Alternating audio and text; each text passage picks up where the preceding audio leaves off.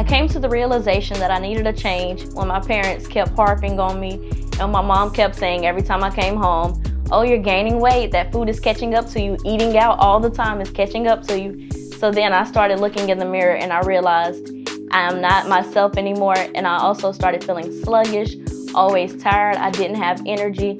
So I realized I need to start eating more, healthier, and I also need to work out more.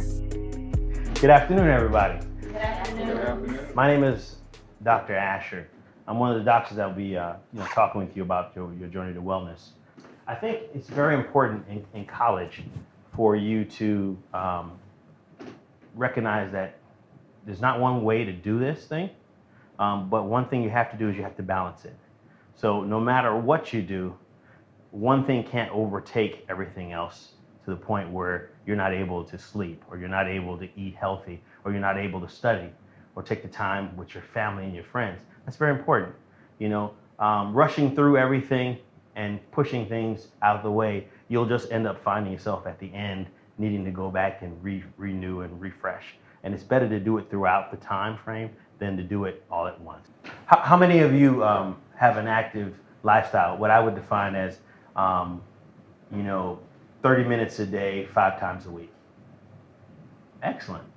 Well, we're going to work on, as time goes on, having this whole class do that, because that right there will optimize your ability to learn, to work, to have energy to do other things and have fun, and it'll also maintain you while not destroying your joints and other things, because too much of anything is bad. So if you got someone that's working out more than they do anything else, and sooner or later over time they get tendonitis, they get joint problems too. So what you want to do is kind of have a nice balance, a work-life balance.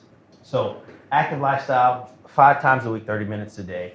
I recommend you try to do that every day. If you do 30 minutes a day every day, then if you miss a day, you got your 5 in, and you're not overdoing it. It's light, brisk exercise. Fast walk, a nice jog. I don't expect you out there sprinting or doing 1,000 pounds. I mean, you need to do what's in your range and build up over time. Definitely talk with also a licensed, or at least someone that's very familiar with exercise, like a personal trainer, physical therapist, an exercise physiologist. Any of those guys can kind of tell you how to work out and what to do.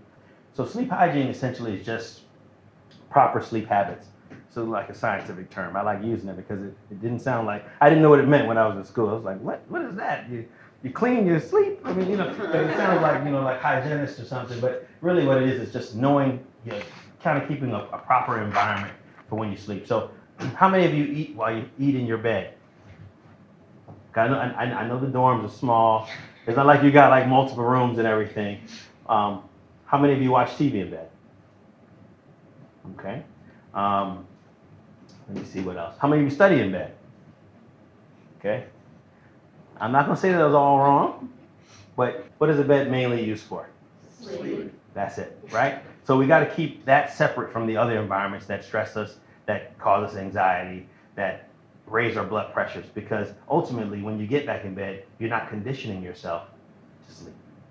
And you really want that to be your place of rest, your place of renewal. So I would recommend that, use your desk, use the library, separate your me time and your personal space from where you're putting in work, okay? And it'll help you over time have a better balance. Healthy eating, fried fish Fridays and fried chicken Wednesdays can be part of healthy eating. It can be.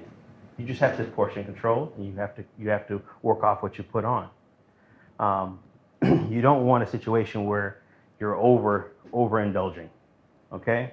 If you get 1 piece of chicken, then I need you on the treadmill for another 45 minutes instead of 30 to make sure that you get your balance in. After you get into that healthy lifestyle where you're active regularly, your metabolism speeds up, so you can eat stuff periodically and it'll just burn off, okay? Your body's a motor, okay? You work, you keep it going, it consumes, and it will consume those overconsumptions of calories. So my favorite place to eat out is Chick-fil-A, which is bad because it is a fast food restaurant, but it is cheap and they have college discounts. But as far as restaurants, I like Chili's. It's close by and it's also cheap, but the Chili's food is fattening. I always get the pasta, or sometimes if I'm feeling adventurous, I will get the cookie skillet, which is 1,000 calories by itself. So Chick-fil-A and Chili's, I think that's what got to me the most.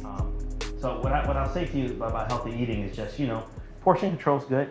If you go to Chili's or you go to Applebee's or you go to Cheddar's, because I remember the restaurants we used to go to when we were, we wouldn't go into Carrabba's or Ruth Chris at the time. We were going to the ones that we could eat as much as we could. Don't eat the whole plate. Cut the whole plate in half, put it in a carrying case, like a doggy bag, and say, okay, I'm gonna eat the other half for tomorrow or for a later date. If you do that, over time your stomach will shrink, so you will be full, and you will start to see a difference in the way your body processes food. Are there any questions? Terry. Yes, sir, Dr. Asher. I'd like to ask you, what counts as exercise? So for me, I think it depends on where you're trying to go. If you're trying to gain a ton of weight, from a muscle standpoint, you're going to do a different type of exercise than if you're trying to lose weight. They're kind of counterintuitive, but you need a little bit of both in order to maintain wellness. I wanted to ask at least one person in here, what are your wellness goals? Like what do you want to see at the end of this journey? And realize that even though this program may end and it'd be the end of that journey, wellness is a lifelong thing. What are some of your wellness goals in here? Lose weight and maintain a healthy BMI. Excellent. I think the biggest thing that people don't recognize is exercise is important, but it's not as important as what you put in your body. So trying to find a way to kind of balance, because I understand college life, right? You don't have a lot of money and you're trying to make every dollar go as far as it can.